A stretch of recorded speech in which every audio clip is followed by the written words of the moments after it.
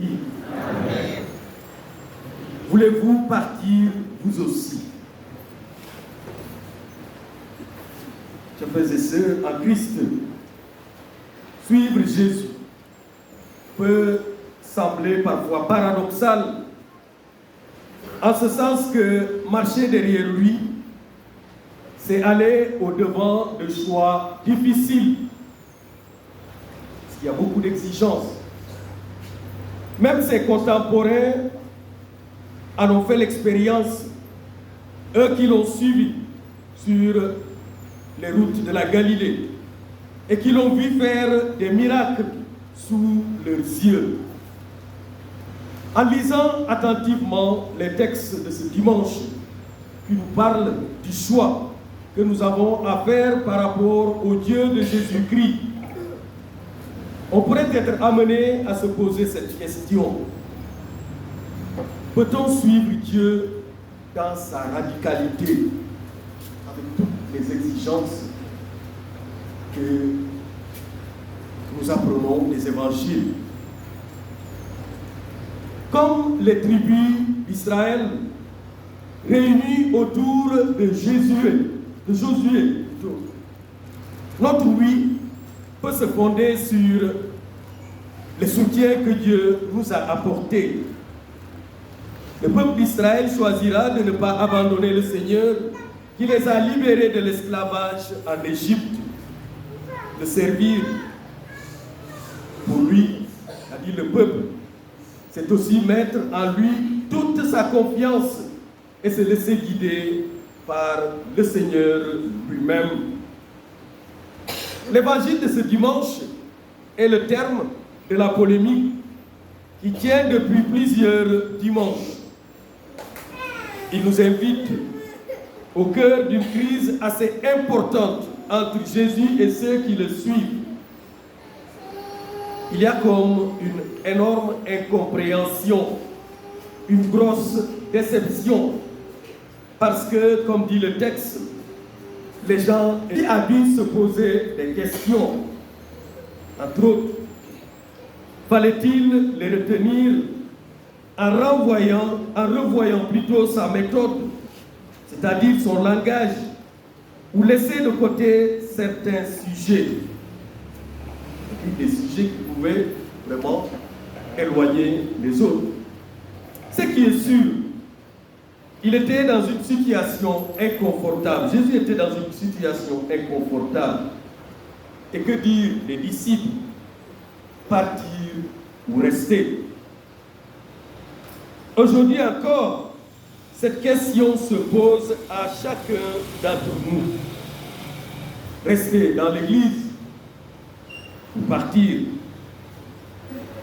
Le départ dans l'église, ça veut dire que ça n'a pas été inventé par les gens d'aujourd'hui. Nous voyons bien des baptisés qui quittent l'église pour telle et telle raison. Chacun a ses raisons. Mais toujours est-il que le Christ retient toujours cette question pour chacun d'entre nous. Est-ce qu'il faut rester ou partir? Il faut dire que Jésus n'a pas ménagé les oreilles de ses auditeurs en parlant de sa chair à manger et de son sang à boire, quand on sait que cela faisait partie des interdits fondamentaux du judaïsme. Ça scandalise et ça choque. Pour beaucoup, ça n'est trop. On ne peut pas continuer à l'écouter. Et l'Évangile de nous dire qu'à partir de ce moment, beaucoup de ses disciples s'en allèrent et cessèrent de marcher avec lui. N'oublions pas que la parole de Dieu est un glaive. Elle n'est pas là pour nous caresser toujours. Aujourd'hui encore, l'Église a des paroles fortes et parfois, je dirais, insupportables aux yeux de certains. Mais sommes-nous sûrs que notre époque échanger.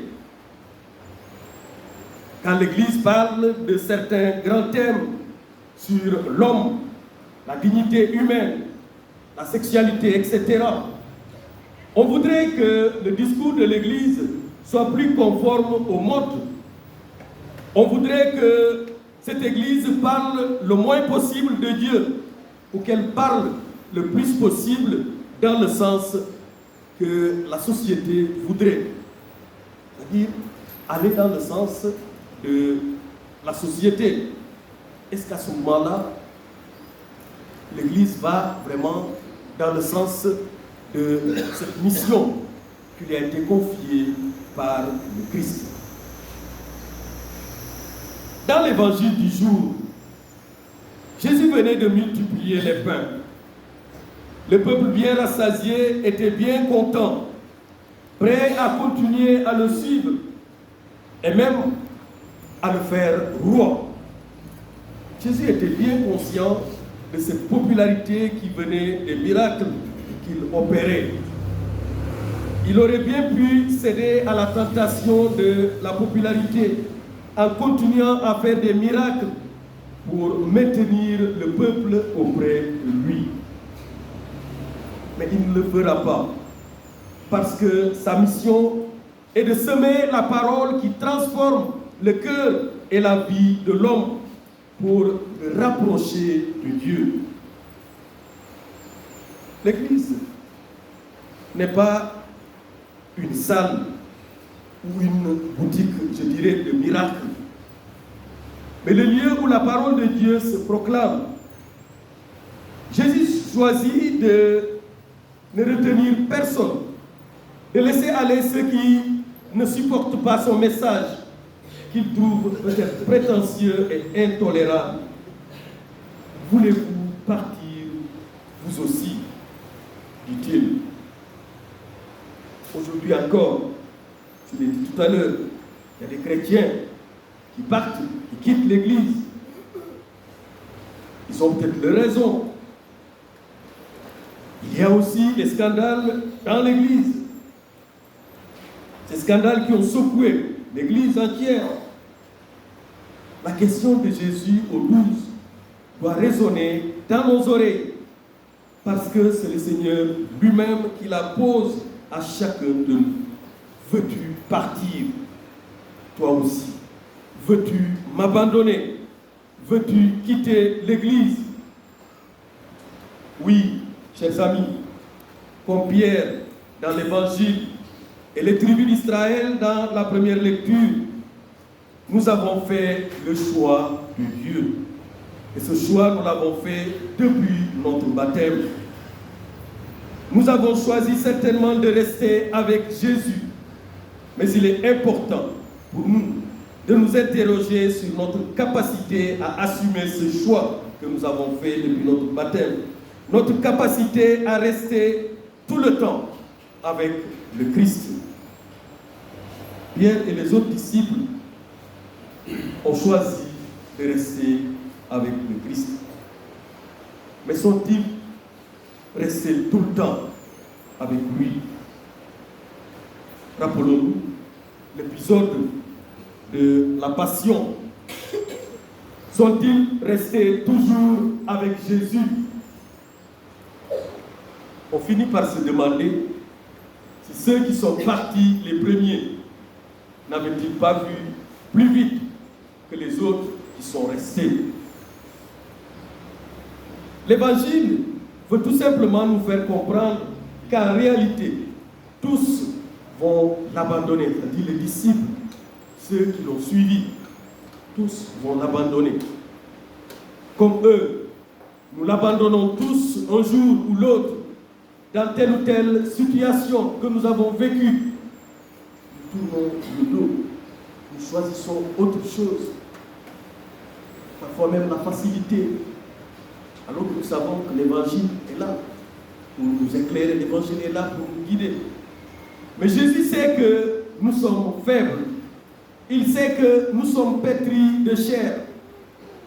Dieu sait que notre vie est faite de petits et de grands reniements, comme Notre vie est faite de petits et de grands reniements. Comme Pierre, nous avons besoin du chant du coq. Nous avons besoin du regard de Jésus sur nous pour nous rappeler qu'un jour, à travers notre baptême, nous avons été configurés au Christ par le oui, par le je crois que nous avons prononcé. Le don de Dieu ne s'impose à personne. Il procède de la libre rencontre entre Dieu qui offre et l'homme qui décide d'accueillir ce que Dieu nous donne. L'important pour nous, c'est la réponse que nous lui devons.